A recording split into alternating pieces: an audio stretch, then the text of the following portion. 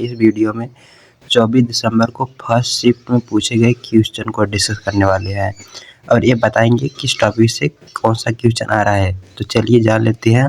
सबसे पहले जान लेते हैं साइंस के बारे में। साइंस से आप लोगों को 40 क्वेश्चन आता है, परंतु एग्जाम में क्वेश्चन का पैटर्न जो था यह सीरियल वाइज नहीं था। जैसे पहले फिजिक्स, पहले या तो साइंस था, या तो मैथ है, या तो रीजनिंग है।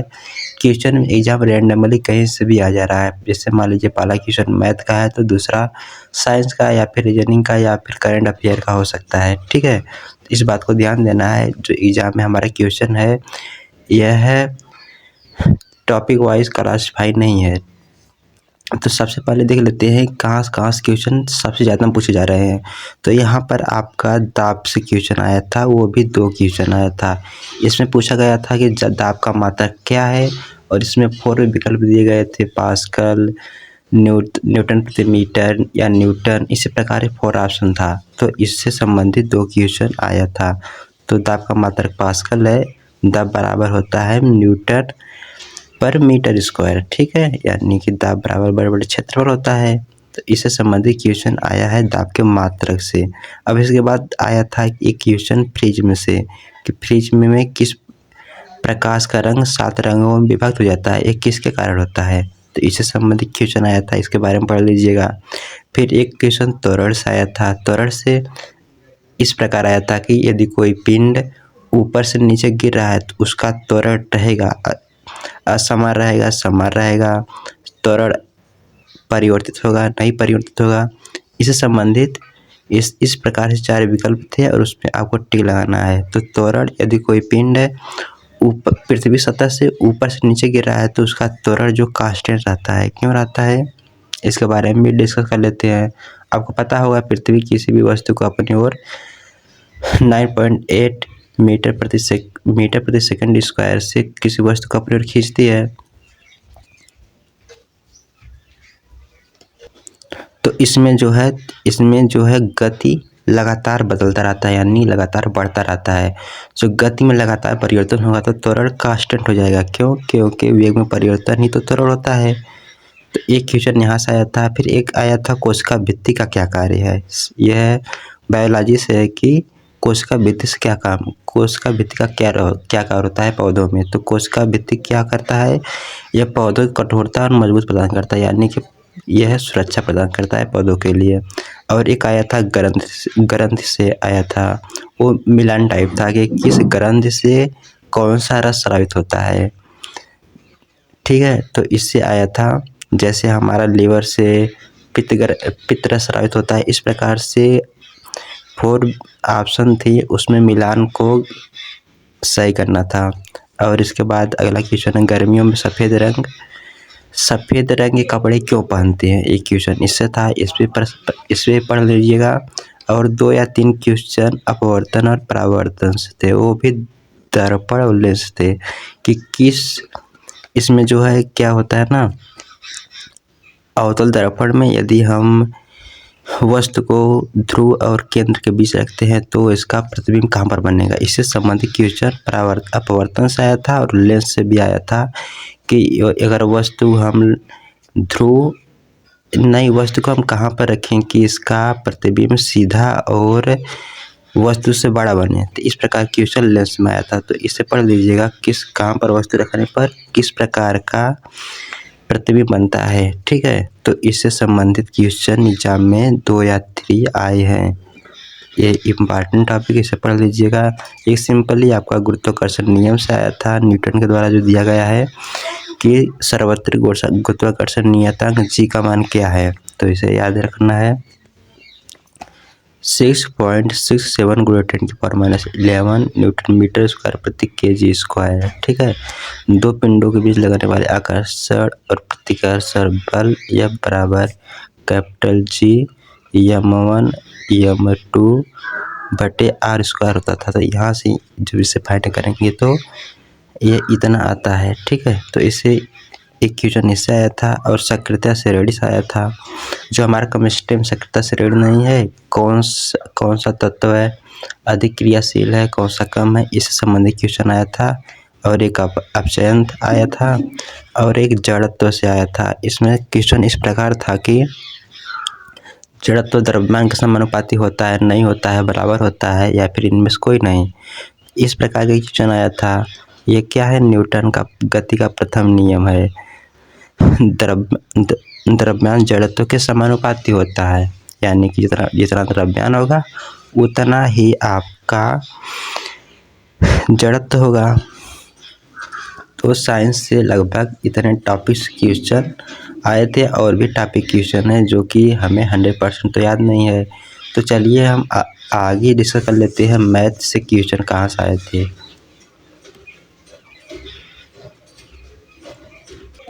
देखिए दोस्तों, मैथ में 25 क्वेश्चन पूछे जाते हैं। तो किस टॉपिक से कहाँ से क्वेश्चन आए थे, चलिए इसके बारे में डिस्कस कर लेते हैं। सबसे पहले तो यहाँ पर 2 क्वेश्चन आया था a² - b² के फॉर्मेट से, यानी कि आपको पता ही होगा कि a² - b² बराबर होता है एक कोष्ठक में a + b और एक कोष्ठक में a - b। इस टॉपिक से क्वेश्चन आया था। क्वेश्चन कौन था हम बता दे रहे हैं। जैसे आपको पता होगा कि a का क्यूब - b का क्यूब और a का क्यूब + b का क्यूब आपस में मल्टीप्लाई करेंगे तो वही a पावर 6 - b पावर 6 आया था।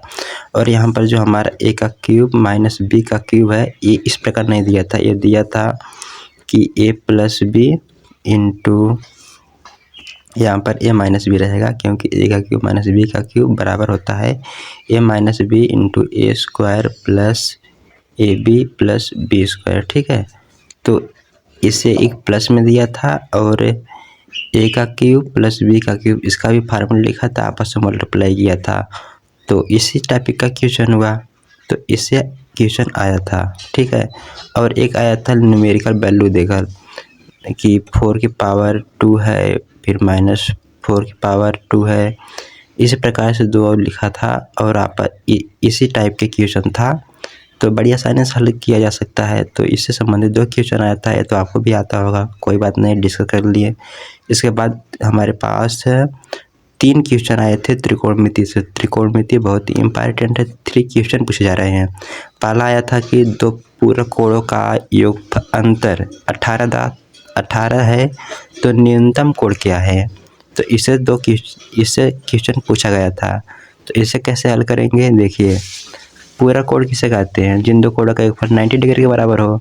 तो हमें दिया था कि 2 पूरक कोणों का अंतर 18 डिग्री है। तो हम जानते हैं कि एक कोण ए मान लेते हैं, एक कोण बी मान लेते हैं, अंतर करेंगे 18 आ जाएगा। तो पूरक कोण के लिए हम जानते हैं कि दोनों कोणों का योगफल 90 डिग्री का आ गया। यहाँ पर हमारा 2 इक्वेशन बन गया, 2 चर के रैखिक समीकरण हो गए। इसे जोड़ देंगे, इसे हल करेंगे तो हमारे यहाँ पर एक न्यूनतम कोण फाइंड हो जाएगा। तो इससे संबंधित क्वेश्चन आया था। ओके, और एक आया था कि 1 + cot² थीटा बराबर cos² थीटा और 1 + tan² थीटा बराबर sec² थीटा आया था। इसी 2 हमारी आइडेंटिटी का प्रयोग करके एक समीकरण बनाया था और उस समीकरण को सॉल्व करना था। नीचे कुछ विकल्प दिए थे, 2 cot², 2 sec², 0, इस प्रकार क्वेश्चन था। तो इससे क्वेश्चन आया है। ठीक है, तो इम्पॉर्टेंट है, आइडेंटिटी पढ़ लीजिएगा। और यहाँ पर त्रिकोणमिति सारणी आया था कि sin 30 अंश प्लस sin 45 अंश या फिर cos 45 अंश इंटू tan 60 अंश। इस प्रकार के क्वेश्चन के वैल्यू को मान को रख के हल करने के लिए क्वेश्चन आया था। तो इसे पढ़ लीजिएगा, ये भी काफ़ी आसान क्वेश्चन होते हैं। इसे हल करने में मुश्किल से 15 या 20 सेकंड में आसानी से हल कर सकते हैं। इसके बाद ए और एस से क्वेश्चन आया था। ए और एस से इसी बहुत ही सिंपल क्वेश्चन था कि यदि कोई गाड़ी आधी दूरी x किलोमीटर प्रति घंटा और आधी दूरी y किलोमीटर प्रति घंटा चलती है, तो उसका एवरेज स्पीड क्या है, इससे संबंधित क्वेश्चन आया था। बहुत आसान है, हल किया जा सकता है। और इसके बाद अनुपात से क्वेश्चन आया था। ठीक है, इसे देख लीजिएगा थोड़ा कि इसमें अनुपात क्या था कि यदि 4 व्यक्तियों के आयु का अनुपात दिया था, एक आयु से कुछ एक्स्ट्रा मिल रहा है, तो सभी का आय का अनुपात, सभी का आय क्या है। ठीक है, इससे संबंधित क्वेश्चन आया था अनुपात से। और प्रतिशत से भी आया था कि ए बी से x प्रतिशत अधिक है तो बी ए से कितना प्रतिशत कम है। इसी प्रकार से कुछ वैल्यू देकर एग्जाम में पूछा गया था क्वेश्चन, 1 की ही क्वेश्चन आया था। और इसके बाद क्रमिक छूट से आया था, सक्सेसिव डिस्काउंट से आया था कि किसी वस्तु पर अगर हम इतना छूट देते हैं तो वस्तु की सेलिंग प्राइस क्या है, इसे क्वेश्चन आया था। इसके बाद यहाँ पर 3 क्वेश्चन आया था, सिंपल इंटरेस्ट और कंपाउंड इंटरेस्ट से। सिंपल इंटरेस्ट से तो एक ही क्वेश्चन आया था कि कोई धनराशि 3 वर्षों में x प्रतिशत वार्षिक दर से कितना हो जाएगा। आसान क्वेश्चन था, हल हो जाएगा। और 2 क्वेश्चन हमारा कंपाउंड इंटरेस्ट था, इम्पॉर्टेंट चैप्टर पढ़ लीजिएगा। 2 क्वेश्चन आया था कि कोई धन था 6 वर्षों के लिए हमारा कितना हो जाएगा, ठीक है, मिश्र धन, इससे संबंधित क्वेश्चन आया है। और प्रॉफिट एंड लॉस से आया था कि एक व्यापारी कुछ रुपयों में कुछ सेब खरीदता है और 10 रुपये एक सेब पर 10 रुपये एक्स्ट्रा पाने के लिए उसे कितना का बेचना पड़ेगा। तो लाभ प्रॉफिट से क्वेश्चन आया था, प्रॉफिट एंड लॉस कर सकते हैं, परंतु लॉस इसमें कॉन्सेप्ट नहीं था क्वेश्चन में, तो इसलिए हम सिर्फ प्रॉफिट ही लिखे। और क्षेत्रफल से क्वेश्चन आया था, वो भी समचतुर्भुज से आया था कि एक समचतुर्भुज है, उसका परिमाप और एक विकर्ण दिया था और उसका हमें क्षेत्रफल फाइंड करना था। हमें पता ही है कि समचतुर्भुज का क्षेत्रफल 1/2 विकर्णों का गुणनफल होता है। तो एक विकर्ण तो हमें पता है, एक विकर्ण हमें फाइंड करना है। एक विकर्ण फाइंड करने के लिए हमें यहाँ पर इसका परिमाप, उसके परिमाप से हमें एक भुजा फाइंड कर लेंगे। तो आपको पता ही होगा कि समचतुर्भुज की चारों भुजाएं बराबर होती हैं, चारों भुजाएं बराबर होती हैं तो 4 से डिवाइड करके आप एक भुजा फाइंड कर लेंगे। तो यहाँ पर एक भुजा फाइंड हो जाएगी। तो आपको ये भी पता होगा कि समचतुर्भुज के विकर्ण एक दूसरे के 90 कोण पर प्रतिच्छेद करते हैं। तो वहाँ पर पाइथागोरस थ्योरम लगाकर आप ए स्क्वायर बराबर d1 का वर्ग प्लस d2 का वर्ग पाइथागोरस थ्योरम लगाएंगे तो यहाँ पर दूसरा विकर्ण फाइंड हो जाएगा। तो यहाँ पर विकर्णों को मल्टीप्लाई करके 2 से डिवाइड कर देंगे तो समचतुर्भुज का क्षेत्रफल आ जाएगा। तो इससे एक क्वेश्चन आया था। और इसके बाद हमारा आया है प्रथम 10 प्राकृतिक संख्याओं का एवरेज आया था, एवरेज से क्वेश्चन आया है। आसान है, हम जानते हैं कि 10 प्रथम n प्राकृतिक संख्याओं के ऊपर होता है n × n + 1/2। अब यहाँ पर 10 दिया है तो 10 से डिवाइड कर देंगे, बस ये आंसर आ जाएगा। 10 प्राकृतिक संख्या के लिए पूछ रहा है तो 10 × 11/20, इसी को हल करेंगे तो हमारा 5.5 आ जाएगा एवरेज। अब इसके बाद हमारा था प्रथम 5 अभाज्य संख्याओं का योगफल। अगर आपको अभाज्य संख्या बारे में पता नहीं है तो नहीं हल कर पाएंगे, बहुत आसान था। प्रथम 5 अभाज्य संख्या, चूँकि इसके लिए कोई सूत्र बना नहीं है तो इसे आपको मैन्युअली ही जोड़ना पड़ेगा या फिर आपको याद करना पड़ेगा। तो प्रथम अभाज्य संख्या क्या है, 2 है, 3 है, 5 है, 7 है, 11 है, इसी को ऐड कर देंगे तो हमारा राइट आंसर आ जाएगा। अब एक क्वेश्चन आया था क्षेत्रफल से नहीं कर सकते हैं, वृत्त और आयत से आया था। इसमें कहा गया था कि आयत नहीं, यहाँ पर वर्ग है। वृत्त और वर्ग से आया था। यहाँ पर कहा गया था कि यदि एक वर्ग की मान लेते हैं कि 4 सेंटीमीटर भुजा है तो इसके आयत के शीर्षों से जाने वाले वृत्त का क्षेत्रफल क्या होगा। तो यहाँ पर हमें पता ही है कि यदि वर्ग की एक भुजा 4 है तो इसका विकर्ण होता है 4, भुजा √2 हो जाएगा। इसका आधा कर देंगे तो वृत्त की हमें त्रिज्या फाइंड हो जाएगी। त्रिज्या फाइंड हो गई तो वहाँ पर क्षेत्रफल फाइंड ही कर सकते हैं πr² से, और पाई का मान 22/7 रखने के लिए कहा था। तो यहाँ से बड़ी आसानी से क्वेश्चन हल हो गया था। और यहाँ पर एक क्वेश्चन आया था सिंपलीफिकेशन से, आसान ही क्वेश्चन था, बोर्ड मार्क्स का रूल लगाना था। एक क्वेश्चन आया था इससे।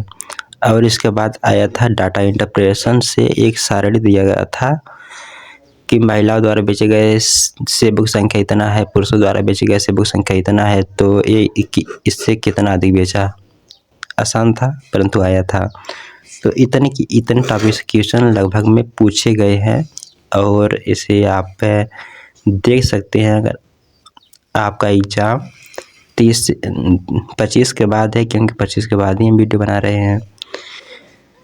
चलिए हम आगे डिस्कस कर लेते हैं। और भी क्वेश्चन पूछा गया था, हमें 100% क्वेश्चन याद नहीं है, जो भी याद है उसे मैं बता दे रहा हूँ। और इसके बाद रीजनिंग से देख लेते हैं। रीजनिंग से भी 25 क्वेश्चन पूछे जाते हैं। तो पहला था कि कोडिंग एंड डिकोडिंग से हमारा लगभग में 3 क्वेश्चन आया था। इसमें बहुत आसान क्वेश्चन था कि यदि ABC को कुछ लिखा जाता है, फिर एक सीरीज दिया था और अगला पूछा था। इसमें एक कांस्टेंट डिजिट को जोड़कर सीक्वेंस बनाई गई थी। आसान क्वेश्चन था। इसी प्रकार से 3 क्वेश्चन आए थे। ठीक है, तो कोडिंग डिकोडिंग आप पढ़ लीजिएगा। 3 क्वेश्चन एक ही टाइप के नहीं थे। पहला था कि यदि ABC को कुछ डिजिट में लिखा जाता है 1 2 3,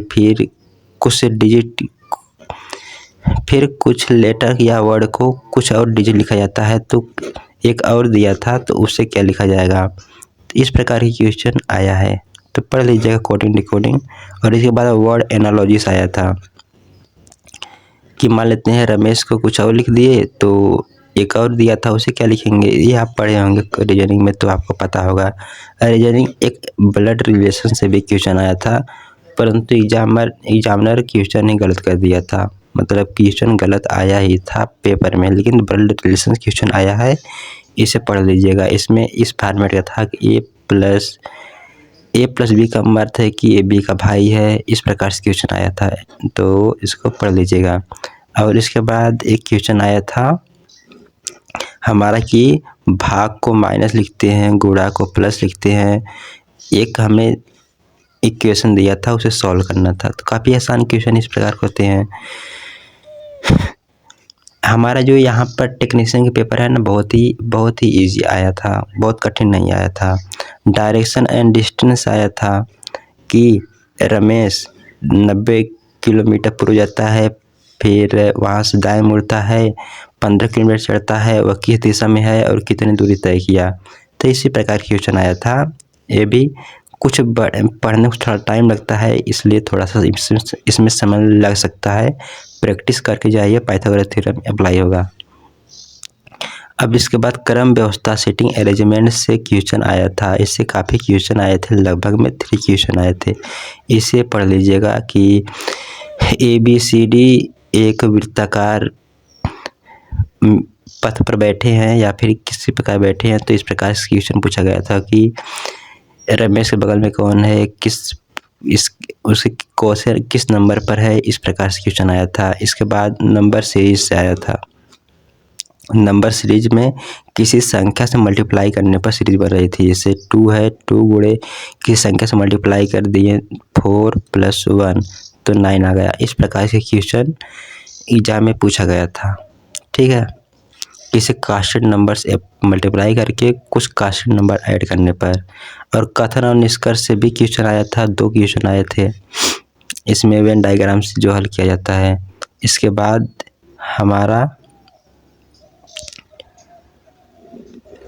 हमारा भिन्न लेटर पूछा गया था, भिन्न वर्ड पूछा गया था कि इनमें से कौन सा सबसे भिन्न है।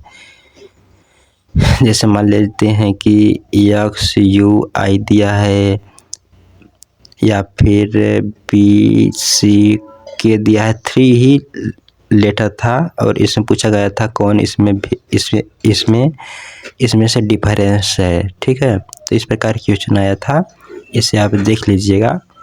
और इसके बाद हमारा रीजनिंग हुआ कंप्लीट। और रीजनिंग से और भी टॉपिक क्वेश्चन आए थे, हमें जितना याद है मैंने आपको इसमें बता दिया। अब करंट अफेयर से हम देख लेते हैं। करंट अफेयर से हमारा 10 क्वेश्चन आता है। तो पहला बहुत आसान क्वेश्चन दिया था कि भारत में वर्तमान में रक्षा मंत्री कौन है, राजनाथ सिंह है। और खेलों संबंधित में जीत से क्वेश्चन आया था, किसने जीता। और विभिन्न राज्य सरकार द्वारा चली गई योजनाएं के बारे में पूछा गया था कि यह योजना किस राज्य ने शुरू की है। ठीक है। छत्तीसगढ़, उड़ीसा, झारखंड, इन सभी से क्वेश्चन पूछा गया था। ठीक है, तो इस वीडियो में मैंने बताया कि टेक्नीशियन 24 दिसंबर को पूछे गए क्वेश्चन के बारे में।